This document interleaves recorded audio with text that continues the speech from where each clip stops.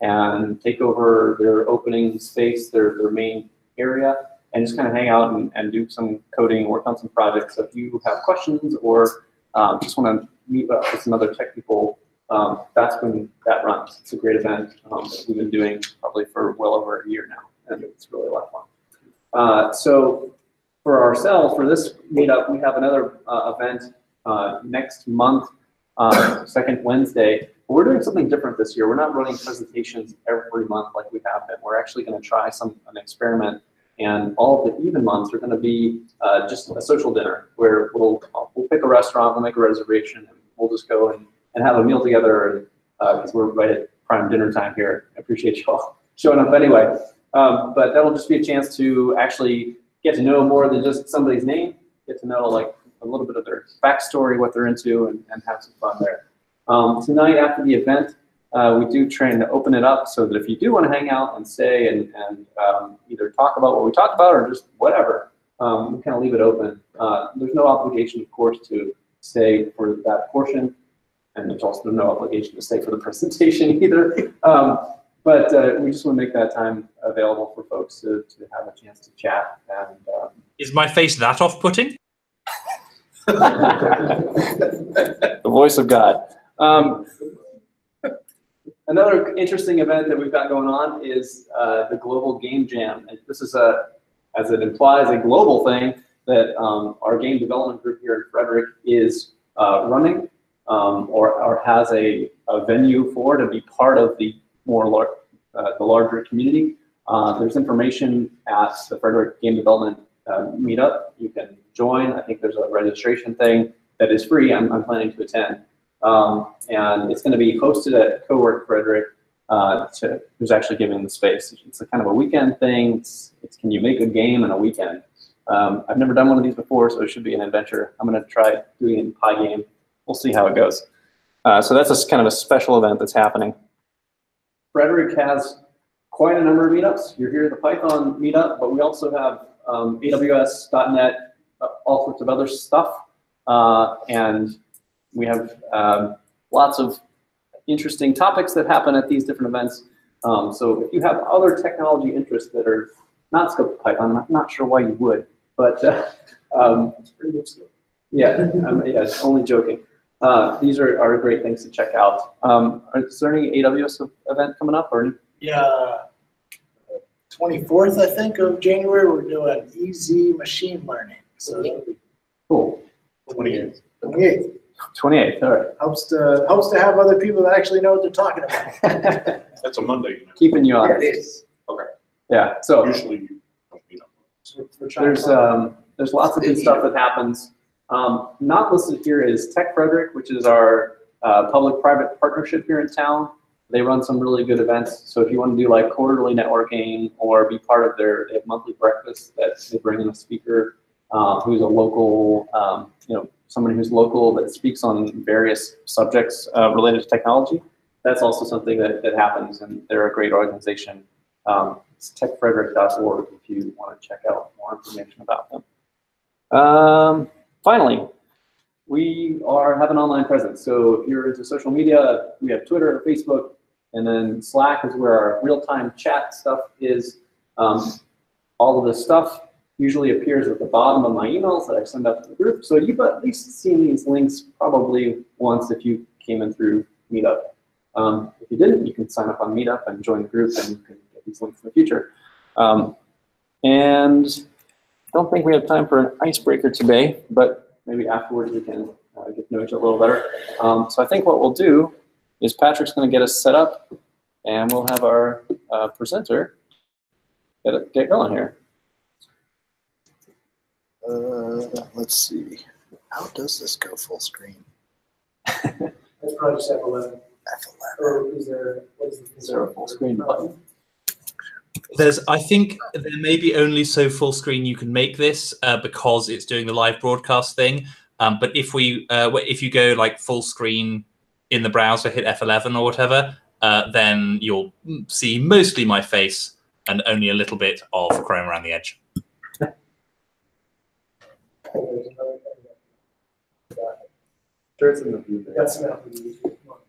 Yeah, somebody smarter with Apple. Let's do this.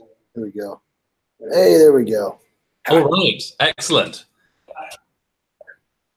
Okay, here is my face, larger than anyone has ever seen it before. Okay, thank you very much for the introduction. My name is Meredydd, and I'm one of the founders of Anvil.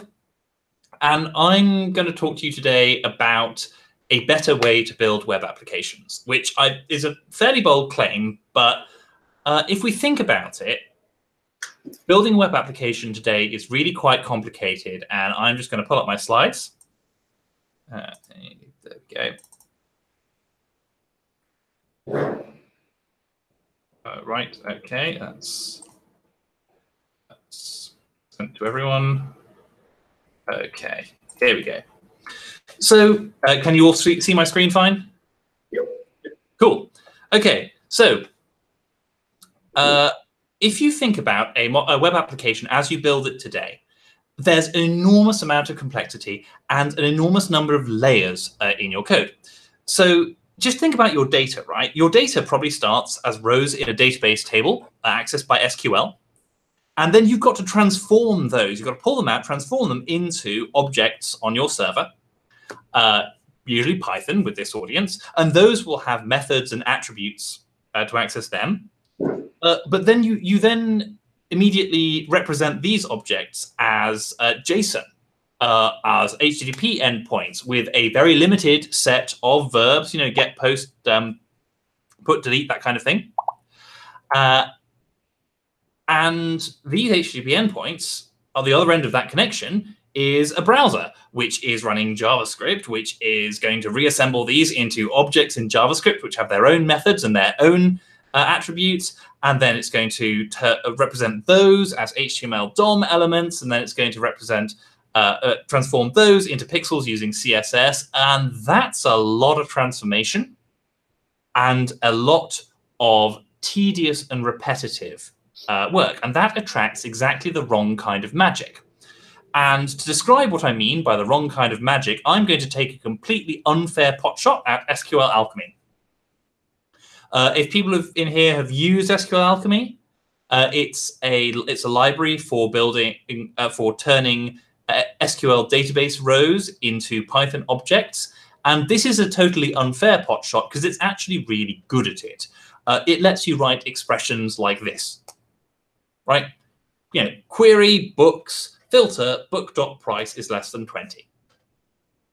That's nice. But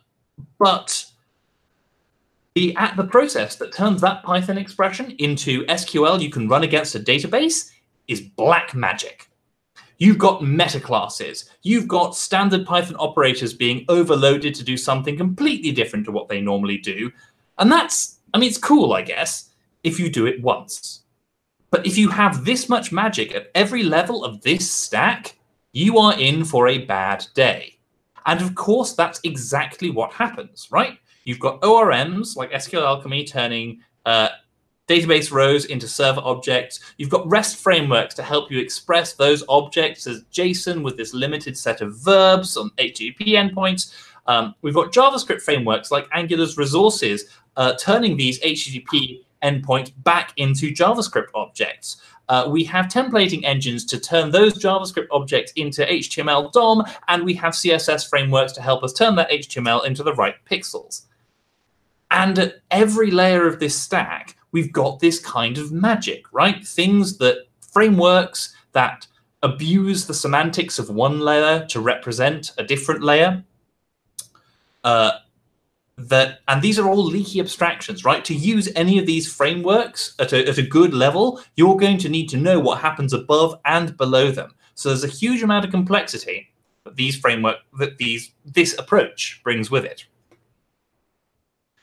I mean, we're a Python group. Let's stack this up against PEP20, the Zen of Python. Simple is better than complex.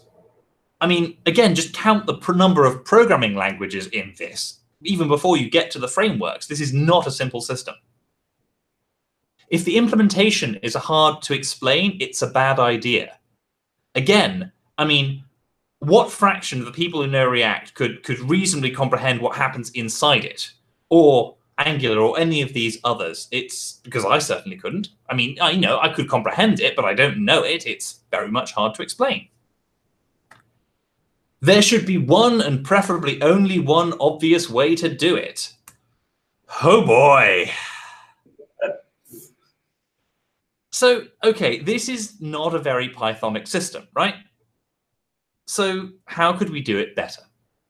Well, here's our answer to that question. We take this stack of interlocking frameworks and programming languages and we replace them all with one representation and one language. We do it all in Python. How does that work? Well, we have a visual UI builder.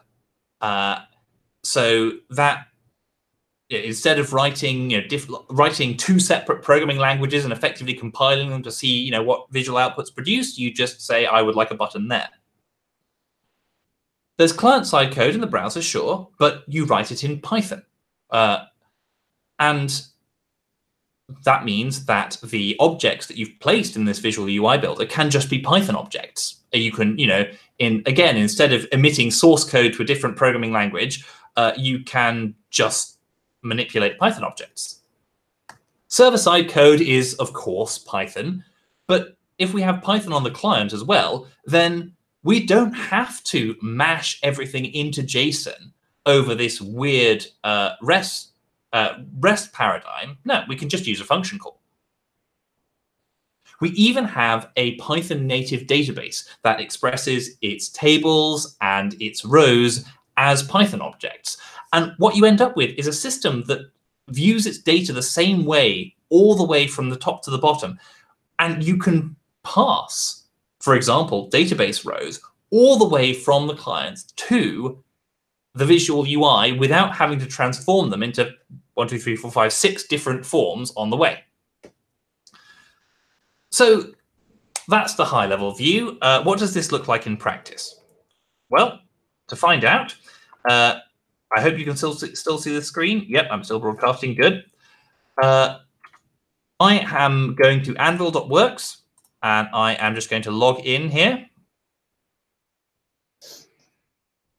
At least I hope I am. Fantastic. OK, so here I am in the Anvil editor, and I'm going to create a new app. I'm just going to pick a theme. OK. So here we are in the Anvil editor. This here is a web page. And this is a toolbox of things I can put onto that web page. So if I want to, for example, put a title on my page, I take a label and I drag it into the title bar. And then I scroll down and I edit the properties of this label. So I set its text to say, hello world. And that's it. I've just put a title on my page. Let's do something more interesting now. So what I'm going to do is I'm going to build a Hello World app that's interactive. So you tell it your name and it greets you by name. So I'm going to put a card on the page here. I'm going to put a label on that card to prompt the user to enter their name. I'm going to put a text box here so they can actually answer that question. I'm going to change its name. So everything in Anvil has a variable name, so we can access it from code. I'm calling this name box. And I'm going to put a button in here to click when that process is done, and we can go ahead and make that a bit more prominent. And finally, when you click that button, you're going to want a message to appear. So I'm going to add a label for that message to appear on.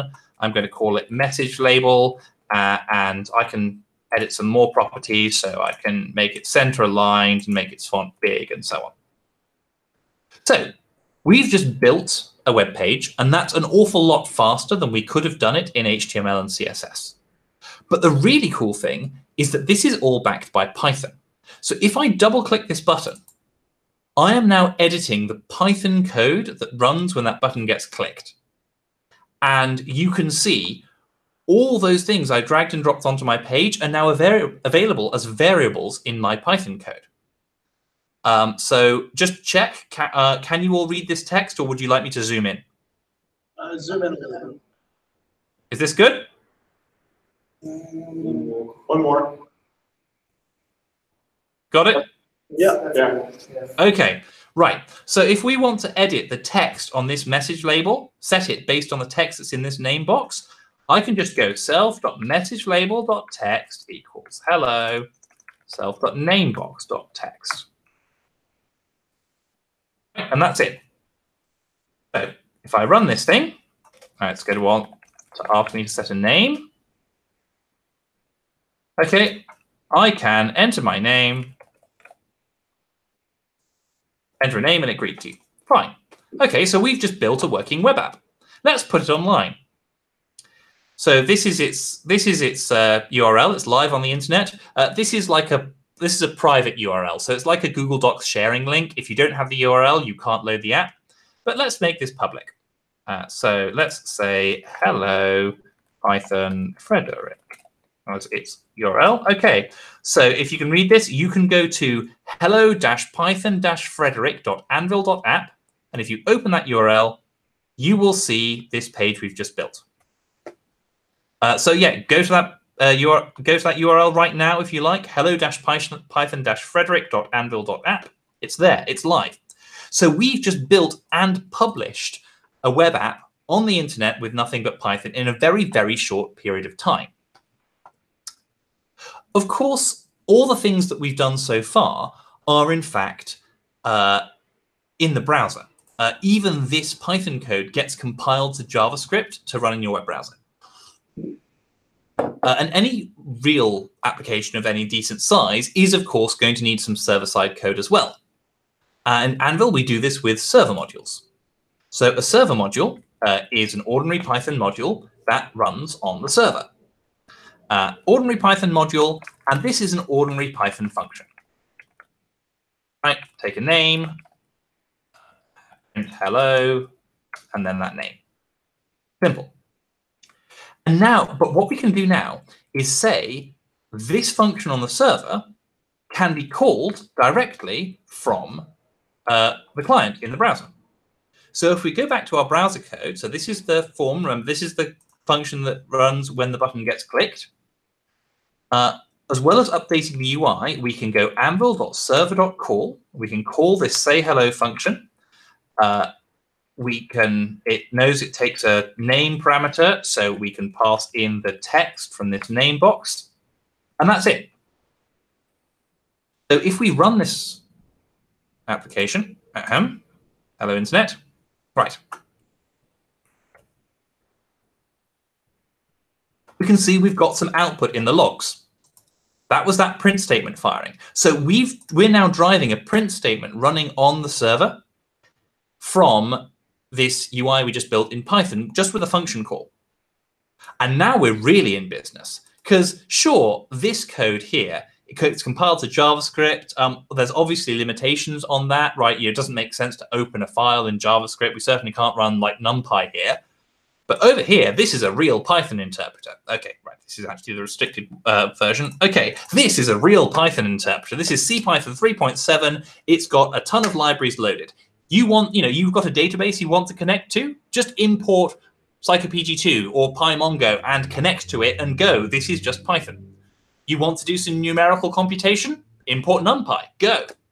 You want to plot something? Import Matplotlib. We've even got TensorFlow installed. So you've got all the power of the Python ecosystem at your fingertips. Now, in practice, the first question everybody asks is, okay, but what's the file database? Fair enough. So what we've got is actually a built-in database called the Data Table Service. It's backed by Postgres, so it's not a toy. You can store terabytes in this thing if you need to. We're going to be a little bit less exciting than that. We're just going to make a table to store the names of all the visitors who've entered their names into this page. So we're going to want a text column here for the name. We're going to want a date and time column for when they signed up. And that's going to be it. This table is, we just built our database. This table is apptables.visitors, and it's accessible from our code, just like those UI components were accessible from our code. So if we go back to our server module, as well as printing this message to the logs, we can take apptables.visitors and we can add a row to it. We can fill out the name column with this name that's been passed into the function. Fill out the when column with datetime.now.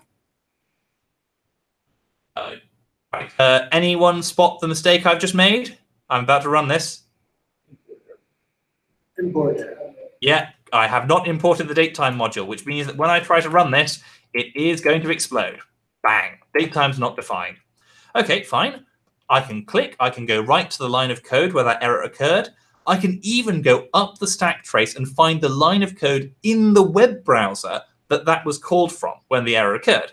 Because, of course, it's just a Python function call, so of course you can. All right, let's go fix that bug. And now, if I run this again, let's kill that output.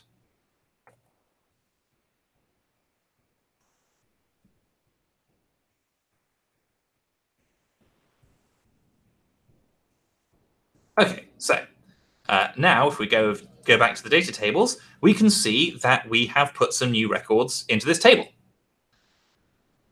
So we've just built a database-backed web application, and I remind you, published it live on the web. You could use this app right now. And again, that was done in a very, very short period of time.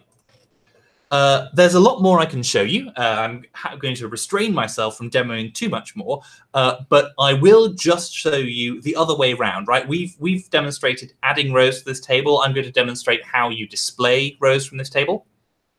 So what we're first going to need to do is have a way of getting this data from the server. We've currently got this table by default. The client code can't access it directly, so we're going to have to make a server module.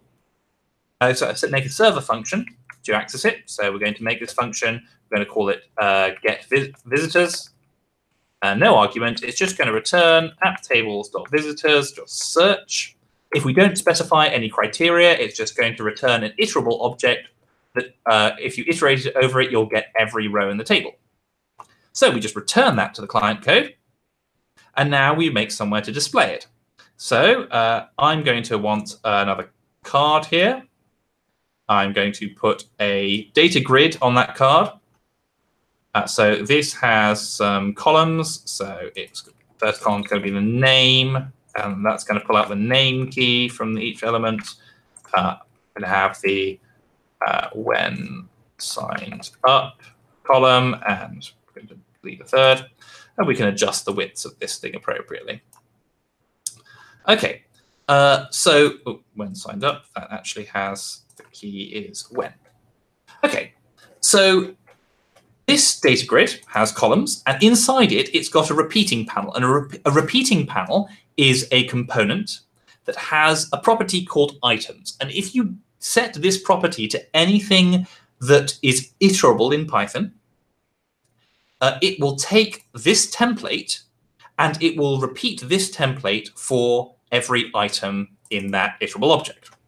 So if we go into the code, this is the dunder init function for the class that represents this page. So this is going to run on startup. So we can take the repeating panel and set its items to the return value of this get visitors function we just defined. Let's run it. Oh, sorry, the network gets a bit funny when I'm running the live streaming. Okay, so we have just constructed we've just built something that that can display data and can add new data.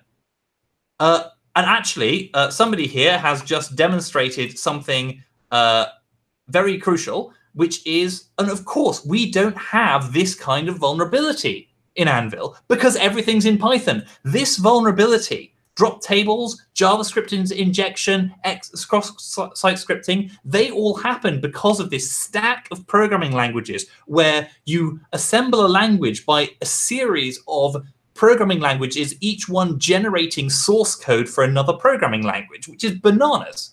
If everything's in Python, you don't have pervasive SQL injection, you don't have pervasive cross-site scripting. It just doesn't happen. All right. Let's do two things. Firstly, let's drop into the data tables editor and remove those drop tables rows. Because of course we can edit those directly. Secondly, let's actually, if we run this again, we can see the display is kind of primitive, right? These names are coming out all right, but the when column is just calling stir on this thing, and stir on a date time just isn't a very pretty thing to look at. So let's go fix that. So let's go to our form, go to the designer, and edit this template. So by default, it will just take the stir of the name and when keys out of each item. But I can customize that by, instead of using the default, I'm going to put a label in here. And then I'm going to set a data binding. So I'm going to set the text of this label to this Python expression. So self.item within this row template form, self.item is this element in the items list.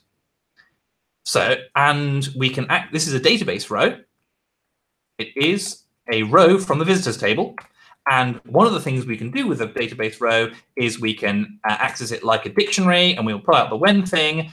And this is just a Python expression. This is, and when is a date time. So we can use the stir time method. Again, we've just used the standard piece of Python for formatting a date. Again with that. Okay, and now we have those much more nicely formatted.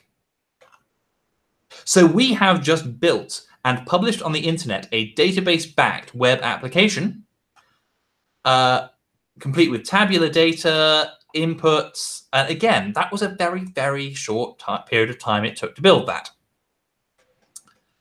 So this is really where I am going to stop demoing. I promise you guys I can quit anytime I like, honest.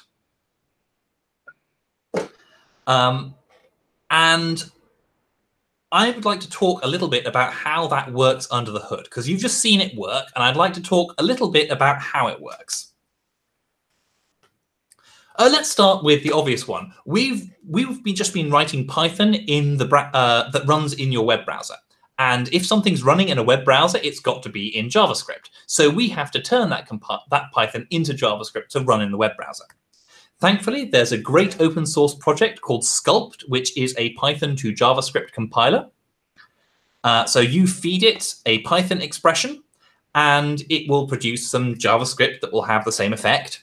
You feed it a Python function, and it will produce a really, really ugly JavaScript function, but it will produce a JavaScript function that has that effect. So this is great, but there is a snag. JavaScript, in its infinite wisdom, is a 100% non-blocking language, which means that if you want to do something that's going to take a while, you're going to have to give it a callback. To compare, here's something you might write in Python, right? Fetch something from a database and then do some computation on it. Here's what that looks like in JavaScript. I count 3 nested callbacks and a whole bunch of code. And just in case somebody thinks that I'm exaggerating here, this is literally copied and pasted from the first page of the Postgres JavaScript API documentation. But we have a Python to JavaScript compiler. How about we turn this into this automatically? Well, let's do it. So we clone and start exploring. It turns out that Sculpt has a fairly classic compiler architecture based, unsurprisingly, on CPython. So what we do is we feed in a Python expression at the front end. It will then, or Python module, in fact, it then turns these into tokens and parses them, and then turns these into an abstract syntax tree. By the way, all of these JavaScript file names are actually the file names in the Sculpt source code if you want to follow along at home. And this abstract syntax tree it produces is corresponds to concepts that we're familiar with, right? You've got an object that represents an assignment, or a variable dereference, or a function call. And we then have a compiler which walks this tree and spits out JavaScript. So it's clearly this compiler that we're going to have to modify if we want to turn this blocking Python into non-blocking JavaScript. So what do we do? Well, of course, we turn Python functions into JavaScript functions, which means that the JavaScript functions that are produced, they still are non-blocking. They still have to return. They can't block. So what we do is we invent a new JavaScript type, and we call this a suspension. And if we can return a return value of this type to say, I'm returning because JavaScript forces me to return, but I'm not really done yet. I'm just blocking. So we end up compiling function calls into something like this. We call some function, and then we take the return value, and we check whether it is one of these suspensions. And if it is one of these suspensions, then we know we haven't returned a value. We are just blocking, so we're going to have to suspend ourselves. And so we do a save suspension. We save the values of all our local variables. We save our temporaries. We save where we are within our function. And then we return all that as a new suspension object that contains a reference to the original suspension we've just been given. And so our caller will do the same thing. So in a slightly more real life example, we'd have something like this, right? The JavaScript event handler has called this button one click function that's called the get function that's called something in the database, and that database is just blocked, database access. So it's issued a suspension. Get will realize that it's suspended, and it will make its own suspension that it's going to save all its locals, save its temporaries, it's going to save where it is in the function, return a suspension that wraps that. Button one click is going to do the same thing. It's going to recognize that get hasn't given it a return value. It's given it a suspension, so it's going to save its locals, save its temporaries, and return a suspension to JavaScript, which is going to sit on it. And a few milliseconds later, the database is going to come back, and so JavaScript is going to resume that suspension. So it's going to call the button one click function, or its JavaScript equivalent, but with a special flag that says, I'm not actually calling you, I'm just resuming this suspension. And that suspension is going to be resumed. It's going to restore all its locals, restore all its temporaries, jump to the right point of the function, and then resume the wrap suspension, where it's going to restore all its locals, restore all its temporaries, and call its wrap suspension. And the database is going to go, oh, I've got data now, and return normally. And now we are back in normal function execution. We've restored our full call stack. So that is how we turn blocking Python into non-blocking JavaScript to make Anvil this easy to use. If you want to check out more, come to sculpt.org. I'm one of the maintainers. We are always looking for new volunteers. All right. Let's talk about function calls from the client to the server. So you've seen me doing this quite a lot in the demo. So we want to call, we're in the browser, we want to call a function on the server. We go anvil.server.call, we name the function we're calling, and then we can give it positional arguments, we can give it keyword arguments, we have return values. It acts like a Python function call. So how do we do this? Well, we implement this as a remote procedure call over WebSockets. So we serialize these things as JSON. This is obviously easy for objects that can be encoded as JSON. So both of these parameters can be encoded as JSON, not a problem. But what about the stuff that's not JSON or JSONable? Like, for example, those database rows you've seen me throwing around. So just to clarify why we want this, right? We've got these rows in the database, and these are objects in our Python code. And we want to be able to just return those objects from the server to the client and then get them out in the client and access them as objects. So just to clarify, this is, even though we're getting, a square bracket item out of this, this is not a dictionary. This is a full, this is an object representing that row from the database. We can update it, we can delete it, we can get its internal identifier. It's got methods.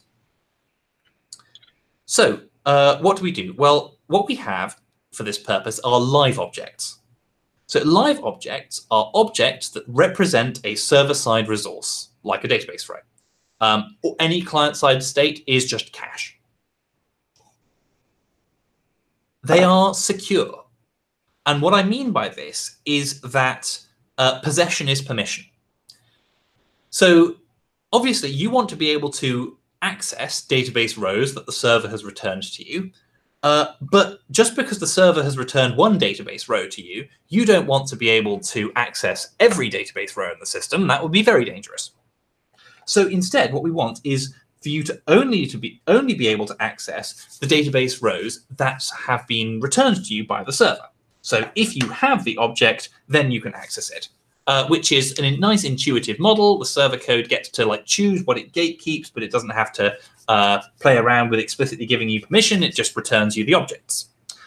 This is sometimes also referred to as a capability model. And the way we do this is that every live object is represented by some data. So it's represented by an immutable identifier. In this case, this table, this row. It's got some methods on it. So update, delete, get item, which allows you to do the square brackets lookups. And it's got some permissions. In this case, it's read-only. And then what we do is when we return these from the server, we take a hash of all of these, and then we cryptographically sign it with a key that's unique to this server and actually to this session. So when the client passes one of these things back into a function on the server or calls a method on one of these objects, it has to pass in the live object, and we can look at it, hash it, verify the signature, and say, yes, this is a valid signature, which means we must have previously given the client read-only access to row 17 of table 492. So how this works in actual code, if you return an object, the caller can read the object. So here's a server function that you pass it in, some search criterion. It checks whether somebody is logged in, and then we return. We do if they are logged in, and only if they're logged in. We do a query on a database, and we return that row. And the client will get that row as the return value, and it can then access it. But it can only do read-only things, right? Those methods will check for permissions, and you can only do read-only things. Well, maybe you don't want to just allow read-only things. How about giving better permissions? So here, this is an updated version of this function that takes the people table and then gets a client-writable version of it, and then queries the client-writable version.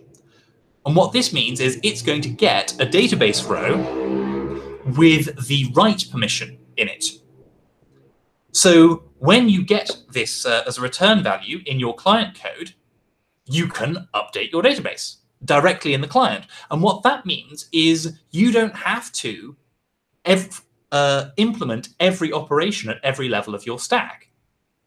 Instead of writing a server function to do every update and writing a REST endpoint for every possible update, you can just give your client code write access to this object and manipulate your database directly in your button click handlers, which makes writing code an awful lot faster.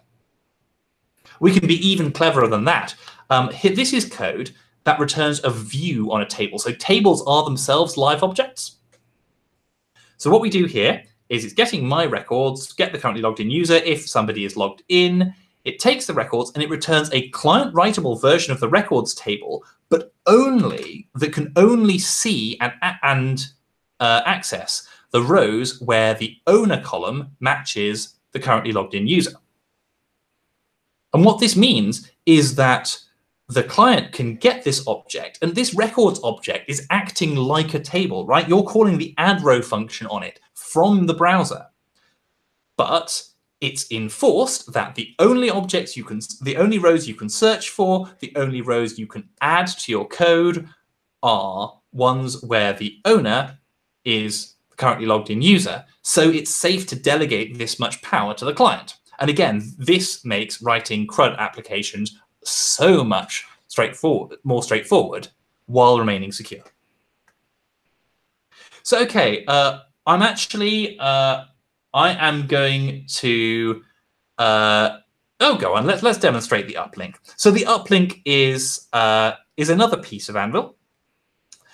So the uplink is a tool for, accessing code outside Anvil.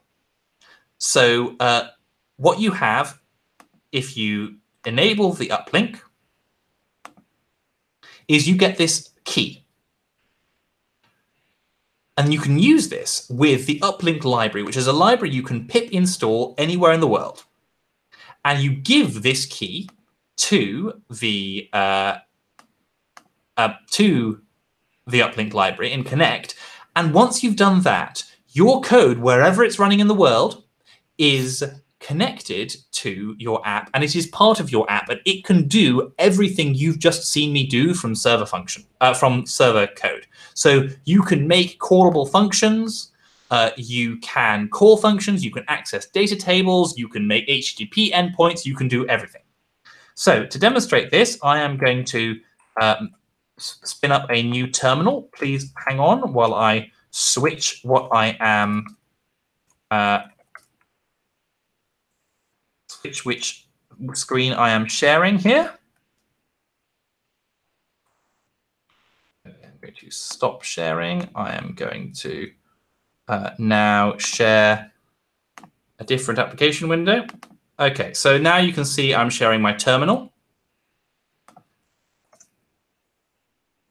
Okay, so I'm just going into a virtual environment and I'm starting a Python interpreter. In fact, first, I need to pip install Anvil uplink.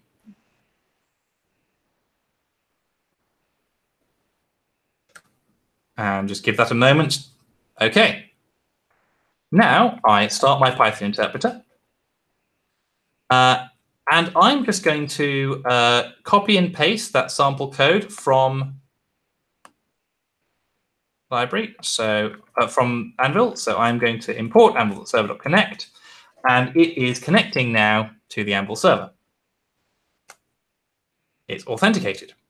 So now I am part of this application in this Python interpreter on my laptop that's on my desk right now. So I'm just going to define a function called uplink hello.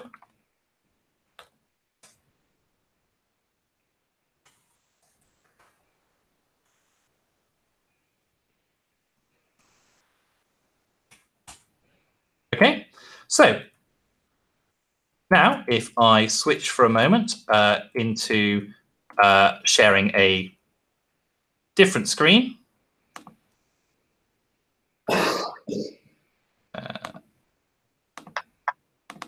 Okay, so I go back to my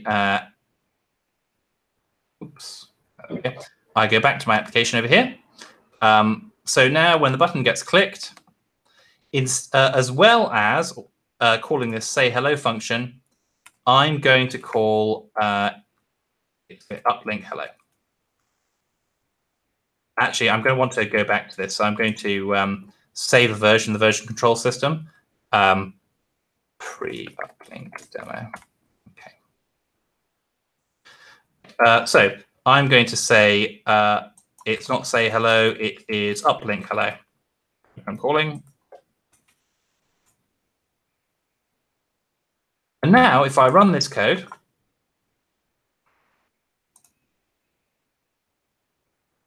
and call my name, if I go back to this terminal right now,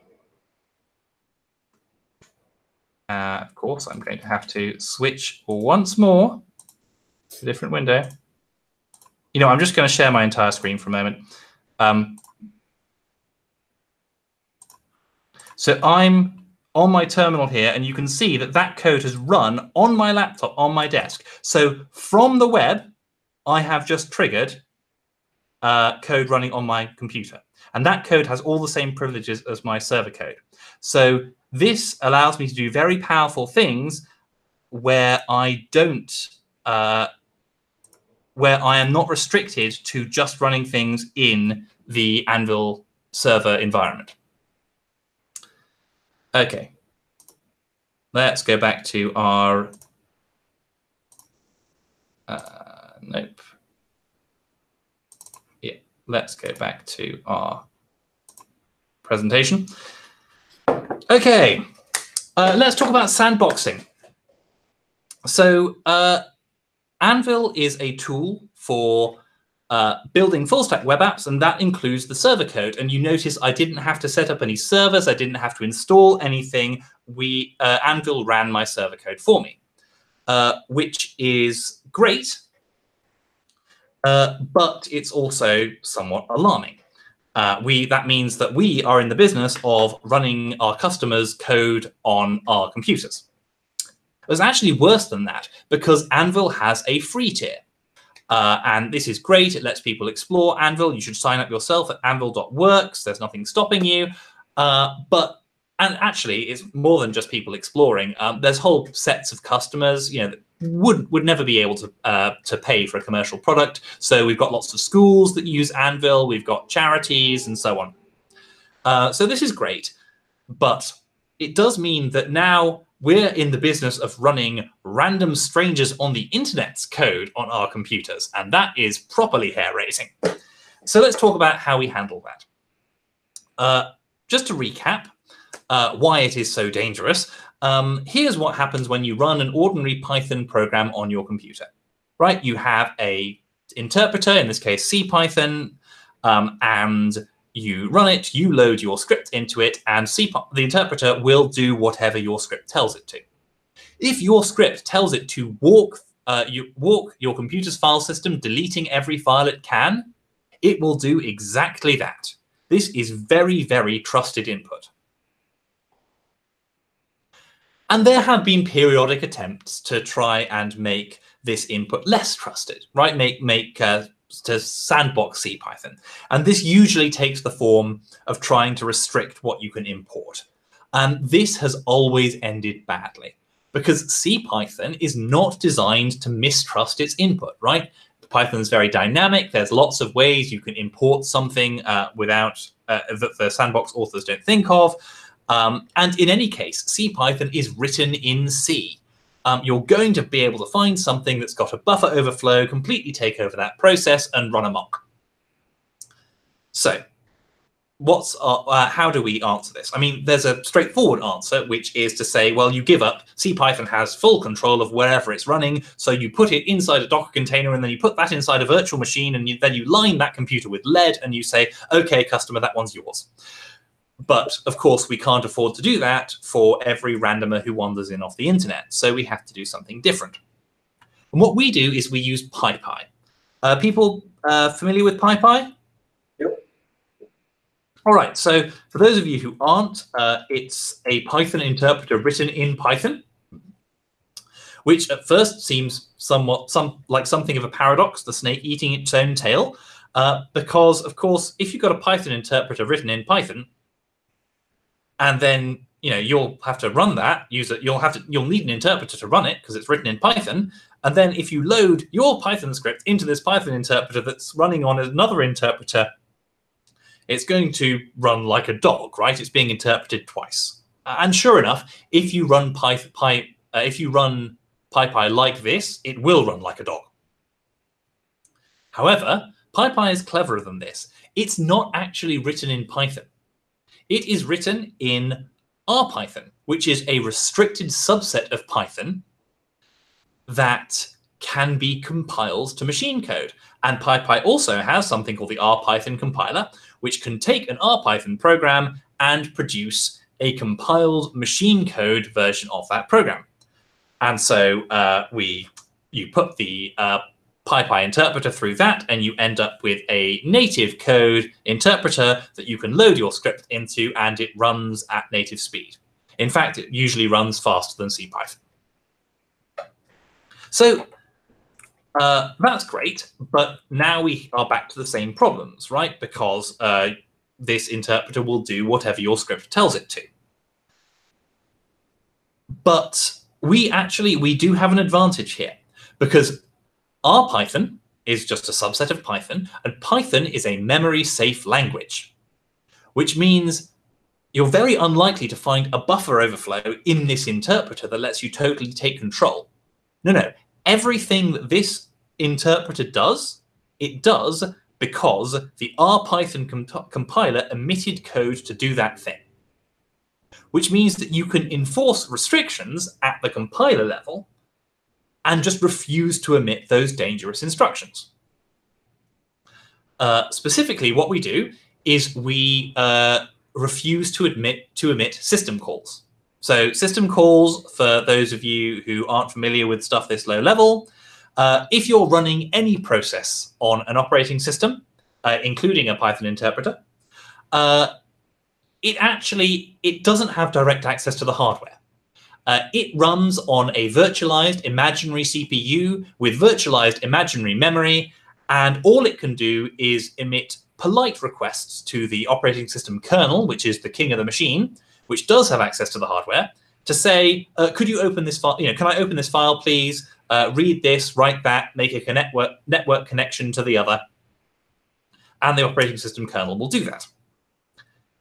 So what we can do is we can have the compiler, instead of emitting the instructions that make system calls, it emits code that makes a polite request on standard output to a supervisor process. So the supervisor process gets a request saying, I would like to open this file. And the supervisor process then works out what the response should be. And in fact, what we do is we maintain a completely imaginary world for this PyPy sandbox, completely imaginary file system with imaginary contents. And if it requests deleting something, we don't even delete something in the imaginary file system, let alone in the real file system. And so we've now reached a point where this is adequately sandboxed. It's not going to go tromping all over my machine. All it does is read and write standard output to the supervisor process. And that is an advance, because now, instead of having to put these things inside a virtual machine each, or a Docker container, we can just run these processes next to each other because they're not going to interfere with each other. And that is something that you can do an awful lot of inside one virtual machine, which means that we can now afford to run server-side code for free users who just rock up on the internet. There are a couple of drawbacks to this approach. One, the most important one, is that the sandbox PyPy can't use native modules. Things like NumPy, right? NumPy is written in C, which means that there's a good chance that there's a buffer overflow lurking in there somewhere, and that a malicious program can exploit this buffer overflow, gain complete control over the interpreter process, and mess with everybody else's interpreters, and now we've broken containment.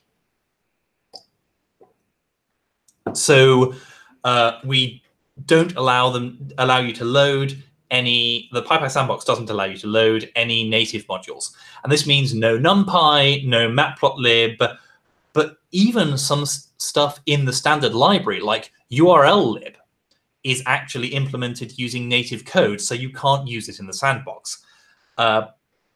Which means that we've had to do things like implement our own HTTP fetching APIs in pure Python, because you can't use URLlib. So this is kind of sad.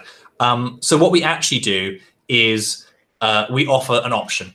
So free users are restricted to the PyPy sandbox, but for paid users, well, we can afford to run a virtual machine and give them a full CPython inside there. So we give them the choice. You've seen me selecting from this dropdown. Free users have PyPy. Full users can choose a CPython. You can also see in this screenshot, you can see the other big disadvantage, which is that currently the PyPy sandbox is restricted to Python 2. This is a shame. We would really like to get this updated to Python 3 before Python 2 goes end of life. We're just not quite there yet, but we think it'll happen. All right, so the last how things work bit, I'd like to talk about autocompletion. So you've seen that everything I've done I've done in these demos, I've got tab completion for my code right the way through. And auto-completion really is great. It gives you discoverability. It lets you, see which attributes, which methods, which objects, which classes are available without having to flip to the documentation every 5 seconds and break your flow. It gives you speed because you can type a few characters and hit the tab key. It gives you confidence that what you're doing is right. Because there are whole classes of bugs you can just eliminate without even running your code, because the autocompleter is subtly reminding you, that you spelt that attribute wrong or that this is the type you're expecting. And all of this means it just feels good to use. If you are a regular user of something like PyCharm, you know all this. You use autocomplete every day. If you are an Emacs or Vim diehard, don't worry. You can get Jedi, which is an autocompleter, as a plugin for both of those. If you use a non-autocompleted editor most of the time, do me a favor. Just try it for a week. It will change your life, really. Unfortunately, these off-the-shelf solutions weren't suitable for us. This is partially because Anvil is full stack, right? The autocompleter knows about your database. It knows about the columns in your database. It knows about what's on your server code. It knows about what's in your client code. It knows about which user interface components we've put on our page. But more importantly than this, the editor's in the browser. And Jedi is expecting a file system. And when you hit the tab key, there's just not enough time to go back to the server, parse all this code, work out what the completions are, and display them. So we're just going to have to do this in the browser. So we ended up implementing our own auto-completion system in JavaScript. Conveniently, for this project, we had a Python to JavaScript compiler lying around. And as we saw earlier in this presentation, you can use Sculpt to take a Python module and generate an abstract syntax tree. And this is exactly what we do when you hit the tab key. We parse your module, we turn it into an abstract syntax tree, and then we just walk over that tree. Oh, we've replaced where your cursor position is with a random symbol. And as we walk over your code, we just keep a running tally of all the variables that are in scope. And when we hit that magic cursor symbol, we can just suggest all the things that are in scope as autocompletions. Of course, we're not restricted to that. We can also autocomplete attributes on objects, function calls, and so on. You've seen this. If you're dealing with database rows or dictionaries, we can autocomplete which items are available in square bracket lookups, where we can look at what happens if you iterate over an object, what happens if you call something as a function, what arguments it takes, what its return values are. Actually, speaking of functions, we don't just want to complete the return values of functions, of course. We want to use their arguments in autocompletion. And this is true even from client to server, because function calls are the interface here. So here's an example. We're calling the say hello server function, and we're passing it a dictionary. And when we go to edit that server function, we really want to be able to autocomplete into the argument types.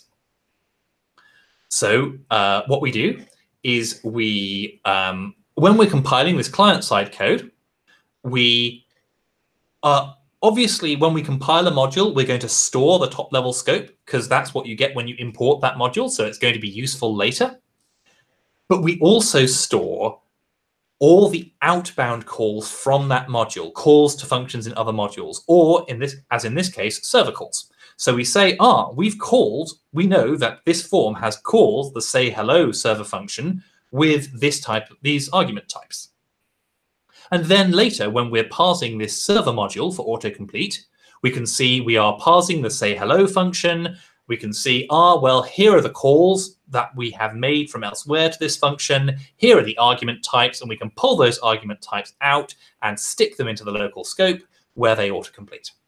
And so this is how we get autocompletion of everything from the server to the client, which is one of those things that traditional web development just can't do because it can't introspect into your, into your Django code from your JavaScript. But because this is all one language, we can autocomplete across that boundary, and we do. Of course, we can actually autocomplete quite a lot about objects, which leads to a rather philosophical conversation about what exactly the type of a Python object is, right? We could just say, well, the type of an object is its Python class. But actually, Python is more dynamic than that. Individual object instances can get attributes put on them. Even something like a dictionary, right? If we're auto-completing dictionary items, these two variables could be argued to have different types. And in fact, that's what we do. We largely ignore the class of a Python object. Our autocompleter is duck-typed. So as far as we're concerned, these two variables have different types. They share a lot of methods, sure, but they have different types and they autocomplete separately. Okay, so I've given you a demo of what Anvil's like to use. We've gone through several bits of how it works under the hood. And I'd like to talk, finally, a little bit about philosophy. And I'm going to start by talking about abstractions, because Anvil is a new abstraction, right? And one of the important questions when we're thinking about abstractions is what happens when they break? To take an example of a different abstraction. Imagine you have written a Windows program, as many people had,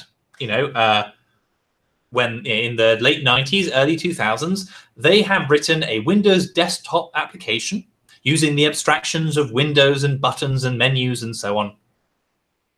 And they have a new thing they want to do. You want this thing to be accessible on the web.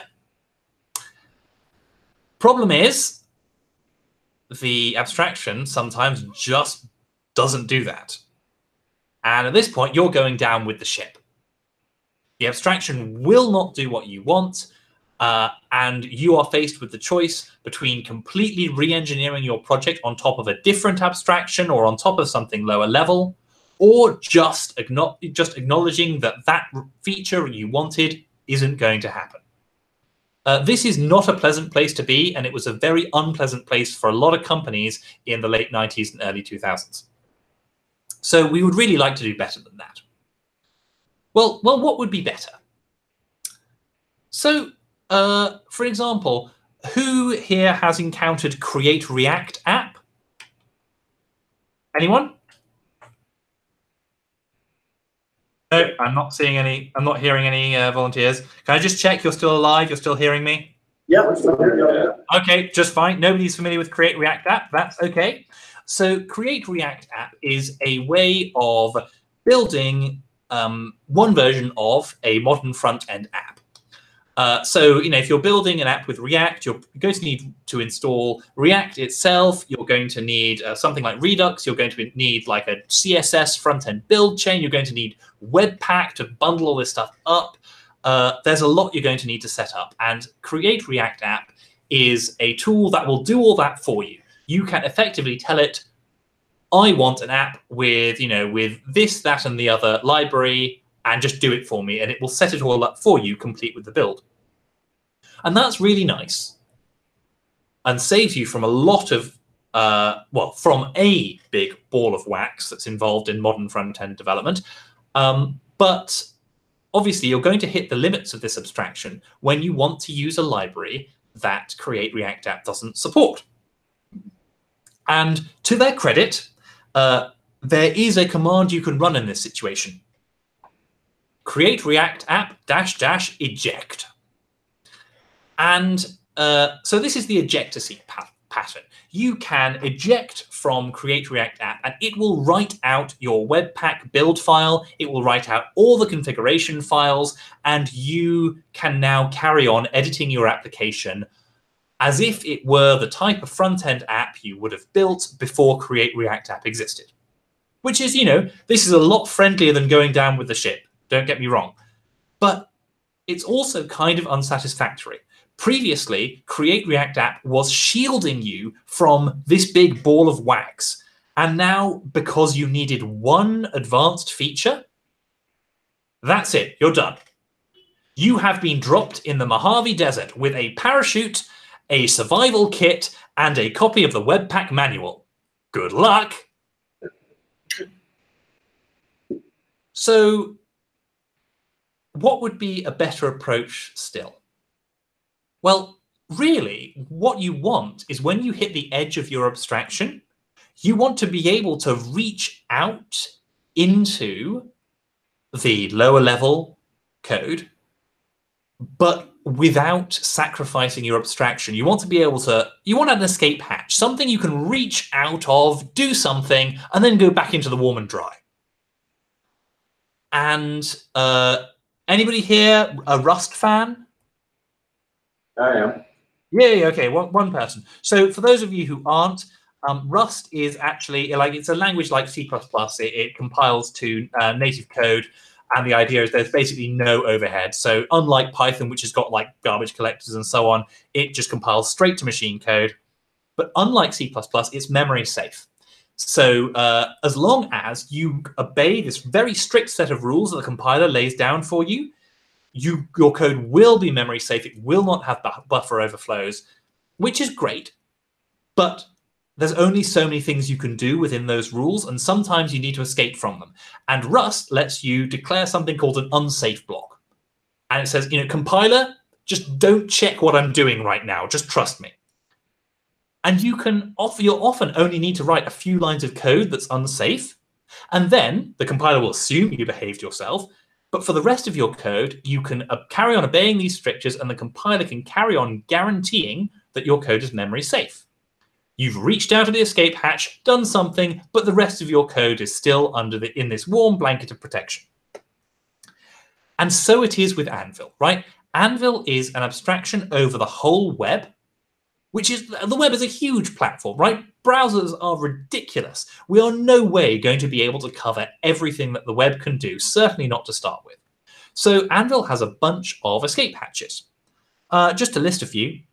For design, right? You saw the drag and drop designer. You saw me picking a visual theme when I started out. I chose material design.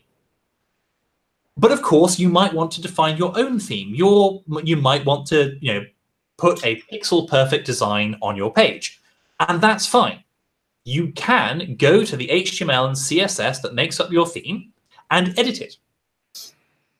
But then, once you have done that, you can put tags in your HTML that tell the drag and drop designer where it can drop components, and you've created your theme, and you can flip straight back to the Anvil designer and drag and drop into this page you've just created pixel perfect.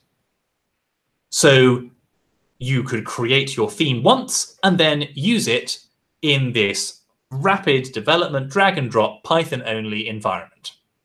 Reach out to the escape hatch, get back into the warm and dry.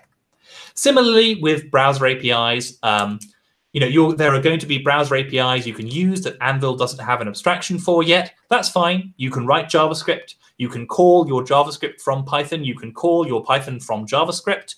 But then when you've done that, you can wrap it all up into a Python, like a custom component, and custom components land in your toolbox just like all the Anvil supplied components. And you or somebody else on your team can drag and drop that onto their page and access this thing as a pure Python component. And so you've reached out, you've interfaced with some low-level library, and then you've wrapped it back up in something that you can use in the drag and drop designer, you can use from Python, you can auto-complete it, it all goes fast. Other things, so you might want to reach out to interact with other software. So HTTP endpoints, you can define HTTP endpoints in Anvil, so callable URLs, or you could use the uplink. You've already seen me do that to connect code outside Anvil. That's, and if it's running on my laptop, it can do anything, right? You can drive hardware. There's actually an example on our website of driving a Raspberry Pi. There's some cute stuff for IoT you can do. Even the editor, right? The Anvil in-browser editor is nice. It's got great auto-completion, but you might want to do something that editor can't do. You might want to, you might just be a Vim fanatic, but you might also want to use continuous integration, continuous deployment, do other things. You want machines to be able to access your code. That's fine. Every Anvil app is a Git repository. You saw me tagging a version in that Git repository. So you can check it out, push it, pull it. You can automate things. But when you've pushed code into your Anvil app, maybe it's from some code review system, but when you've pushed it back into your Anvil app, you can open that editor right up and carry on editing with the full autocomplete, with the drag and drop container. Get out to the escape hatch, do something advanced, get back into the abstractions, carry on working fast. So I want to go from like this general stuff about how abstractions work and how to deal with limited abstractions. I'm going to finish up with the design philosophy, some things about how we built Anvil and why. Something we believe very strongly is that code is good, right? You're telling a computer what to do, and code is the best way to do it. You'll periodically encounter something that says, oh, you can build apps without writing code, maybe by dragging and dropping a flowchart or something. This is a false promise. Fundamentally, you're telling a computer what to do. Sooner or later, your flowchart will get as complicated as code, and you will find yourself shaking your monitor, just begging to write the darn for loop. So what we do is we build a system where you can write the darn for loop as easily as possible, get you to the code. Even if you remember in the UI designer, when I was building that table to display, formatted dates, I was in the drag and drop designer. But when I wanted to do something, I wrote a Python expression. And that meant that I could use the full set of Python libraries that were out there and get it to the code. Code was the way to express how to format a date, so I could write the code right there. Something else we care a lot about is being accessible. And this kind of means two things. It means being simple enough for novices. Objectively, there is no reason that somebody who has just learnt their first programming language on Codecademy, or someone who's been to a Raspberry Pi event, shouldn't be able to write a web app. The logic isn't that complicated. And so what we want to make is a system where it's simple enough that somebody who understands even a basic level of Python should be able to write that Python and use it to build a web app. But at the same time, accessibility also means being powerful enough for seasoned professionals. And it is, right? This is why we have all these pro-level features like, Git-backed version control, all these escape hatches, dropping down to the HTML, uplinks for talking to GPU-heavy machines out in AWS. All of this means that you can use this as a full-powered tool. And fundamentally, these two goals are not incompatible, and they shouldn't be. I mean, come on, Python fulfills both of them, right? Python is the language that 7-year-olds learn at a Raspberry Jam, and Python is the language that DeepMind used to beat a human player in Go for the first time in history. And these two goals can be accomplished at the same time. It's only the shape of the modern web that makes us think they can't. And we can fix that. And with that piece of optimism, I'm going to say thank you very much to Matt and Patrick for having me, and turn it over to your questions. Cool, thank you. We did drop some questions for you in Slack. I'm going to open Slack. I can also actually hear anybody who's calling out loudly enough, so let's do that. Let me also, I'm just going to drop into the, I'm just going to drop for a moment into the live stream in case anyone's calling out loudly enough. Oh, in case anybody has dropped anything into the live stream chat. Nope, they haven't. Okay, questions in the Slack. So I don't know if you're looking at them, but I'll just read them off so the crowd can know. I asked a question about Sculpt and the JavaScript payload that gets produced by Sculpt, and how would you characterize that, or how big does that get? So the answer is about 200 kilobytes. Obviously, that's that doesn't include certain Python libraries that you import. But depending on how much you import, it can get more than that. But yeah, 200 kilobytes, which is well within the envelope of stuff that it's sensible to serve to a mobile device. And of course, most of that is in fact common, so it's cacheable. So actually, once you visited one Anvil app, you've cached the compiler and compiler support libraries, so the payload gets even smaller than that. Cool. So another one is about Sculpt again. How are you dealing with like type differences between Python numbers versus JavaScript numbers? I mean, we've all seen the way that does equality and all that stuff. It's kind of a mess. So yeah. Yeah, absolutely. Well, this is why I said that it produces some really gnarly JavaScript, because actually, yes, there are JavaScript classes representing all of these things. Python numbers are a special JavaScript class with a whole bunch more support information about this kind of thing. Even like strings, they are a separate JavaScript class, which does come at a performance penalty. But I mean, A, modern JavaScript virtual machines are nice and fast these days, and B, it's worth it because you get to use Python, and anything that makes the computer work harder so the human doesn't have to is a win in my book. Cool. Gary asked a question about adding graphs to a website. Oh, yeah, okay, hold on, let me jump back into the screen share.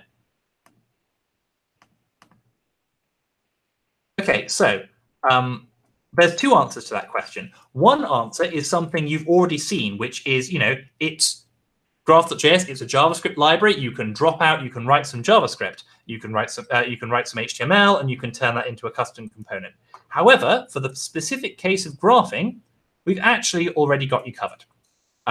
So if we just let's make a new page, to be a little bit simpler.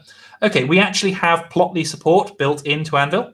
So if we can just drop a card, we can drop a Plotly graph onto this card.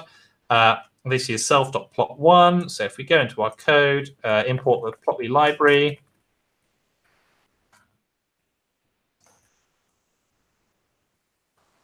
And then in it for this function, we can take plot1's data and we can set it to a scatter plot where the y values are 1, 2, 3, 4, 3. And the fill is 2, 0 in the y direction, and run it. And we have a plot. So yes, graphing, pretty straightforward. Again, there's also, if you go to look at our website, hello, Internet. Are you still there? We're still here. Yep, good, okay. Of the two, I'm glad my web browser has gone, and you have not.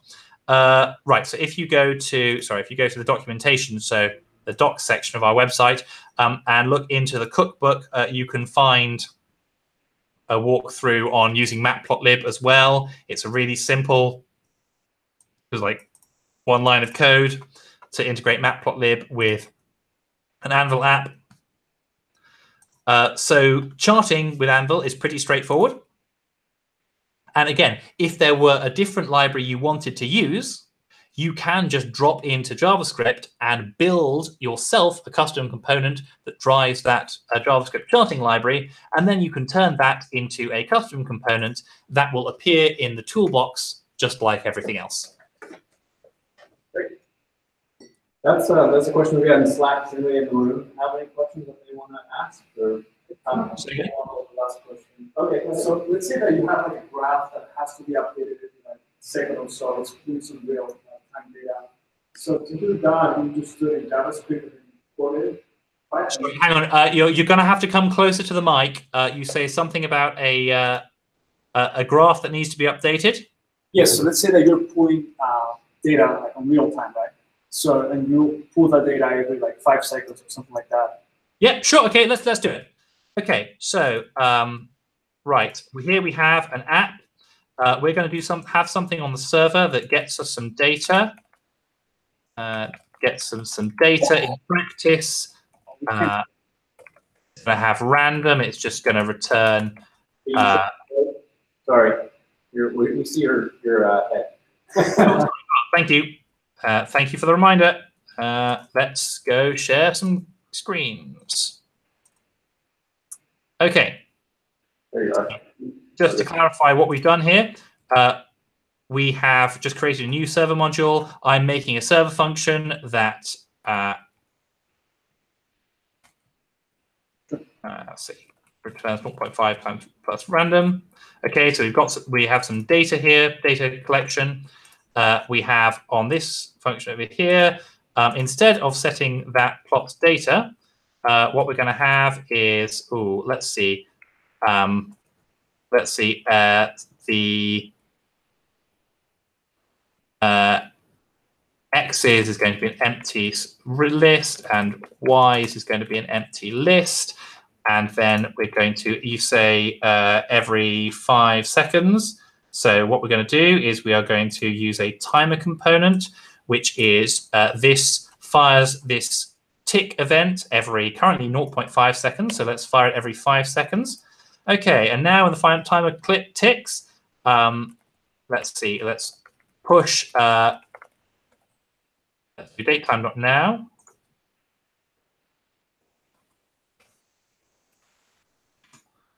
Okay, and the y values, so we're going to get that data, and then if, so we're going to say if that is greater than, let's say, 20, we're going to trim them off.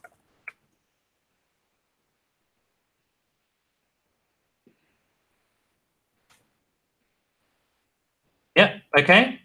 Are you with me so far?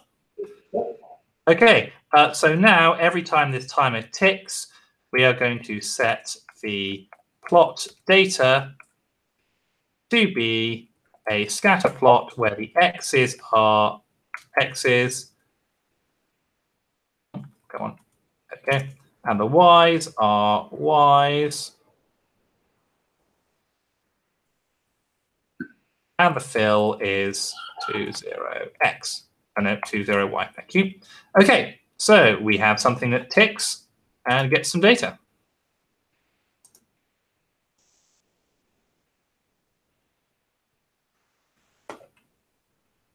You know what? 5 seconds.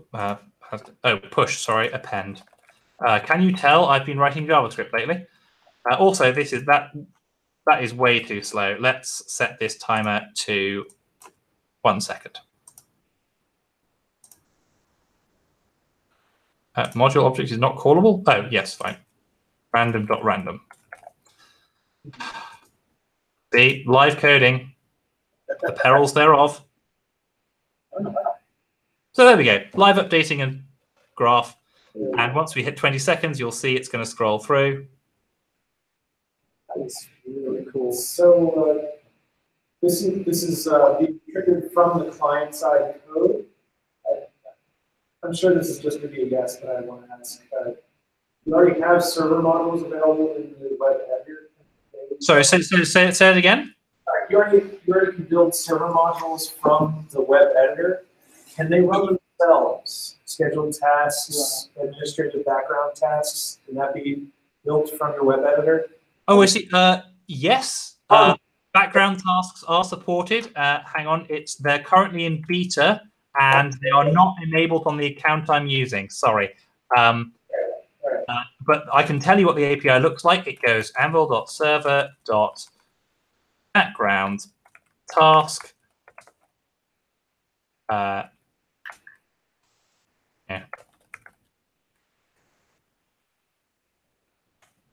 But I can build this using uplink today. I mean, yeah, absolutely. You could build. Yeah, you can build it using the uplink anyway. But you can then do.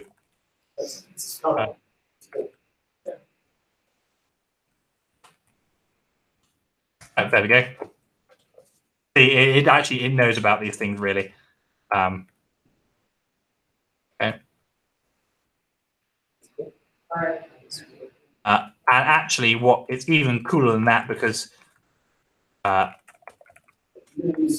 can set task state, and then you get this return value here, and you can query it from elsewhere. You can get its state, and that actually returns is that task state object. So what you can do is you could start some long running process and have it update this dictionary on what it's been getting up to, like its completion percentage, and then you can have a timer on the client that goes and gets, hey, what's the state of this background task? Has it been finished yet? What percentage complete is it? So you can have some background task that's running, and your client display is just updating with 80% complete. So yes, the answer is that you can do all of these things with the background task API that is launching in the next couple of weeks. And even without it, as you say, you can do it all with the uplink. Thank you. Any other questions that we have? Oh, come on, please give me an excuse to demo something. I love doing this. So I figure with the sandbox environment, we don't have wide access to a large majority of the Python packages, but how would we go about getting a package into the environment that may not be on the supported Python packages list? Is an email to support@anvil.works will do the trick. It's basically pip install by email. We do put it through a human review process to check that it doesn't look too shifty. I mean, there have been watering hole attacks on PyPI, but if it's a reasonably reputable looking library that doesn't look like it contains a rootkit, then we will pip install it for you. Okay. And again, if there's something specialized you want, you can use the uplink. And the uplink is available on the free plan. So even though the free plan can only use this restricted sandbox, if you want to use NumPy, that's fine. You just need to run it on your computer rather than ours. Very cool. And again, all that code, you can literally copy and paste stuff, or git checkout and copy the source file, server code into uplink code, which means that you can, this stuff is actually entirely equivalent, whether you're running it on your own computer. So how does this work in team kind of environments where everything you demonstrated tonight, obviously you can do as one person. If you're in a team and you just have access to the same editor and you all see the same modules at the same time, how does that all work out? Yeah. So so the fact that it's a Git repository underneath means that it will save you from conflicts, because you'll get you'll get a, oh, come on. Oh, I can't remember what it slipped my mind what the error the command line Git client gives you. But crucially, if two people try to make changes, one of them will say, nope, sorry, conflict, bounce you out. If you want to concurrently work on a project, what you'll want to do is actually use Git to clone that project. And you can work on these things separately in two apps, and then as they're two remotes in Git, and then you can merge those two branches together. This is not something we support inside the editor, because we have yet to develop a good way of merging changes to the UI. Merging changes to code, there's a lot of work on. Merging changes to UI is difficult. So we sort of punt it to you and say, if you're feeling advanced enough to do this, then do the merge in your git merge tool of choice. You will have to merge the YAML file that represents that UI. We won't be able to do something pretty for you, but I mean, provided that you haven't both conflicted on a UI element and you're only writing code, then the standard Git algorithms will eat it for breakfast. And likewise, this is often how some people run CI/CD and code review and promotion like that. So developers will have their private version of an app, and then only the continuous integration server is allowed to push to like the published branch of of the actual main production app that has access to the sensitive data or so on. So again, because we expose these apps as Git repositories, you can build arbitrarily interesting and complex workflows on top of it because it's all scriptable. In your demo application, you had button 1, and you made a click handler for it, which ended up being called button 1 click. Yep. If you didn't, you wanted a more semantic name for that, and you Sure. used it in your UI, would the click handler automatically be updated, or? Right, so the answer is it will not be automatically updated because refactoring in Python safely is not a thing that can be done in generality. So we don't pretend that you can do the not generally possible. But what we can do is, if you go to a form here, so I want to rename this button to like hello button. If I scroll down to the event handler section, we can see that button 1 click, the click handler is still called button 1 click. But I can rename this. So I can say, I can actually say that this fires a function called say hello. And then I can actually just rename this function to say hello. So the answer is you have to do the renames manually because we cannot refactor. Python cannot be refactored perfectly. Even PyCharm, which is just light years ahead of everybody else on this, will. There are things it cannot refactor, so we don't try and do automatic refactoring on renames for you. Okay. Another question here? Yes. So how can you handle like post requests, get requests, delete requests? Like do you want to have like a REST API or something like that? Oh yeah, sure. REST APIs. Let's talk REST APIs. Okay. Hold on. No, you can just see me looking down my screen. Try this again. Right, let's build a REST API. So in this server module, I write a function and I make an HTTP endpoint.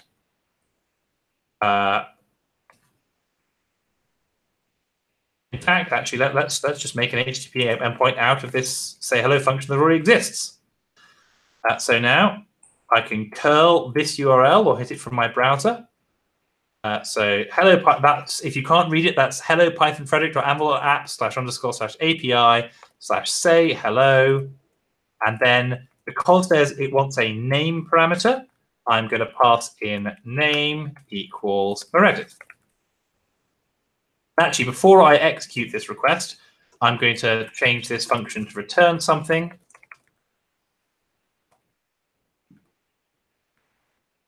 Okay. So now when I access this, when I get this URL, I'm going to get a JSON representation of the return value of that function. And of course, if I go back to the data tables, we can see that it's executed against the data tables. And you can handle post requests similarly, only it's going to require me changing my screen share 4 different times to show you with curl. It works. You can, of course, also accept and return binary data. Something that I haven't shown you at all is that Anvil has a concept called media objects that are Python objects that can contain blobs, and everything that deals with binary data in Anvil deals with media objects. So if I put an image component here, the source of that image can be a media object. If I go to my database table and I say that these visitors should have a photo, that is a media object. Let's set this back as our startup form. Let's go back to calling this say hello function rather than the uplink hello function. And I want to, as well as giving a name, I'm going to ask the user to say cheese and give us a photo. I'm going to put a file loader in here. And again, when you upload a file using Anvil, it will, there you go. It will have a file property, and the file is a media object. So media objects can be passed to and from the server. So let's go back to our server. We now have a photo parameter. So when this say hello function is clicked, say hello, as well as taking the name box text, it also takes an optional photo parameter, and I will pass in the file property from this file loader. And then in my server module, as well as the name and when columns, I can fill out the photo column with this photo, which is a media object. So a media object, it's got a content type. You can get the bytes out. It's got lengths and names. And there's, if it's something that has like a permanent server-side presence, it's also got a URL. So now, okay, let's nope, try again.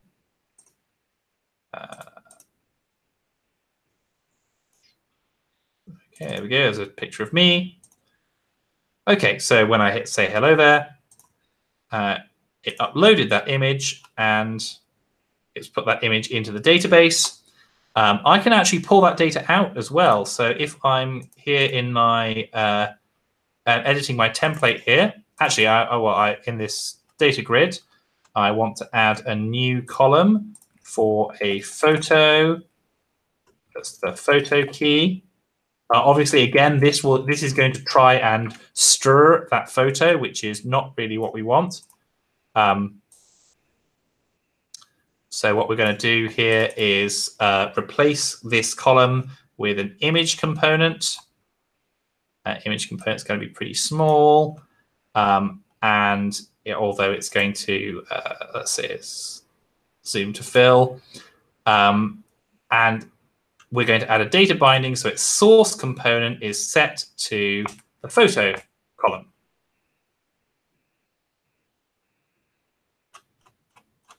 There we go, and there is my photo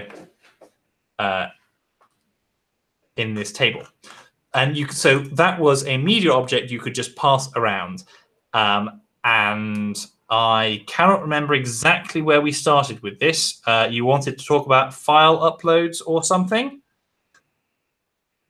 No, it was just about how you handle get, post, delete requests for requested guests. Oh, right, that's right. And I was answering you about this is how you. So that's right. And we want to make something. I wanted to make something that was going to return a get face. So def get face. So we have a name, and so we're going to get a. Oh, no, not callable. What we want is actually an HTTP endpoint. Nope. Def get face, and it wants a name parameter. And let's go for the for row in tables.visitors.search, where the name matches that name. Then if row, if the photo is not none, then return row photo. Okay. So now if we go to this thing and we do get face. Ooh, exception rates. Go to the app log. App logs. What was the error? Oh, yes. So that was an error in this. So notice that we could just go into the logs and again do the click to code from the stack trace. I just hadn't put a URL in this HTTP endpoint declaration. There we go. So you asked about serving requests, and I gave you an example with running code and returning like just the JSON of the return value. But I've also demonstrated that you can happily throw around binary data as well. And it is just as simple as returning this Anvil media object, which is how we handle binary data everywhere. If you're doing a post, do you have to specify something in the declarator? Say again? If you're doing a post request, so these are. Oh yeah, you can specify. You can specify the allowed methods. Okay. And obviously, you can also get. You can also. There's an Anvil.server.request object that is quite similar to Flask's request object, and one of the things it will tell you is, what type of request this was. Any other questions you want to ask? Seems kind of simple, but how do I get to the Anvil website? That just Yeah, I think it's Anvilworks.works, right? Anvil.works, yes.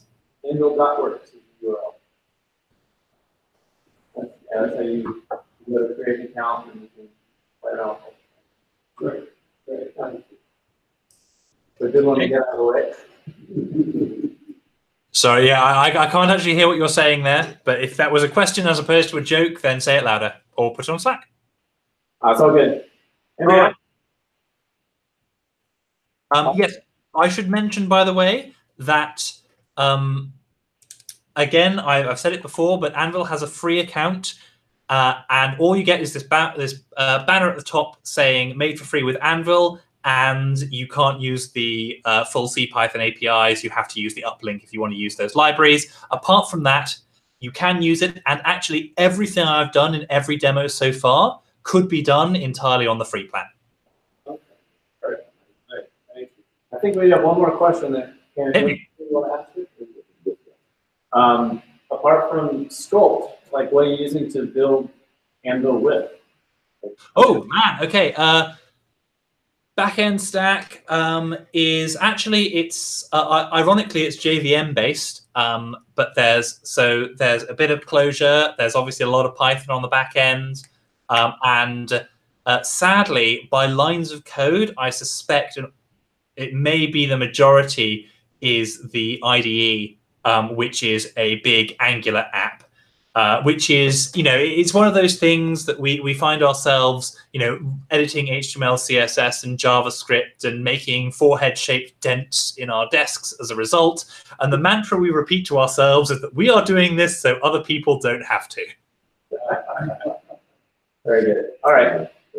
Well, I know it's late where you are. Thank you for your time. We really appreciate you presenting. Well, thank you very much for having me. For anybody who wasn't aware, this whole talk has been live streamed on YouTube, and if you go to the Slack channel, you can find the URL so you can re-watch this. The URL, again, is anvil.works. Please do sign up, check it out. And I am going to post my email address in the Slack channel if anyone wants to get in touch with me. There is, believe it or not, given the amount of time I've talked for, there is still a bunch I haven't talked about. And if you have in the back of your mind a question of the form, can Anvil do X? I will bet you a nice dinner the answer is yes. So email me and find out. Very good. All right. Thank you very much for having me. You have a great evening, and I will hope to speak to some of you soon. Take care. Thanks very much. Thank you.